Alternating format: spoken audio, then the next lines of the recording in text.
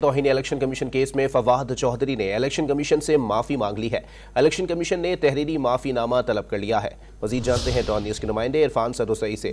जी Irfan, update कीजिएगा। इरफान से भी इस हवाले से तफसीलात लेने की कोशिश करेंगे। अपने नाजरीन को बताएं कि तौहीन इलेक्शन कमीशन केस में फवाद चौधरी ने इलेक्शन कमीशन से माफ़ी मांग ली है। इलेक्शन कमीशन ने तहरीरी माफीनामा तलब कर लिया है। तौहीन इलेक्शन कमीशन केस में फवाद चौधरी ने माफ़ी मांग ली है। आपको बताएं कि इलेक्शन कमीशन ने तहरीरी माफीनामा तलब कर लिया है। मजीद जानते हैं टॉन न्यूज़ के नुमाइंदे इरफान सदोसई से। जी इरफान, अपडेट कीजिएगा।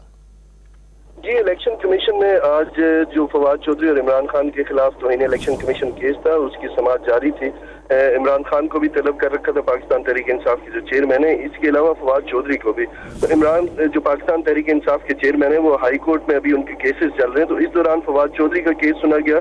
फवाद चौधरी ने इससे कबल जो समाअत हुई उसमें भी उन्होंने माफी मांगी और कहा था कि मैंने जो बयानात इलेक्शन कमीशन के खिलाफ दिए हैं वो बहसीत पार्टी तर्जुमान दिए थे, तो अब मैं पार्टी का तर्जुमान नहीं हूँ, लिहाजा मुझे माफ किया जाए। तो उसके बाद इलेक्शन कमीशन ने जो समाअत थी वो मुलतवी कर दी थी। तो आज एक मरतबा फिर केस लगा और इसमें फिर फवाद चौधरी जो है वो पेश हुए अपने भाई फैसल चौधरी के साथ और उन्होंने कहा कि मैं इसके मैंने ये जो अमल किया, जो अल्फाज इस्तेमाल किए इलेक्शन कमीशन के खिलाफ और इससे जो उन हर्ट हुए, तो उसके ऊपर मैं माफी तलब करता हूँ। तो इलेक्शन कमीशन ने उनसे आज तहरीरी माफीनामा तलब कर लिया है। जी बहुत शुक्रिया इरफान सदोसई अपडेट करने के लिए।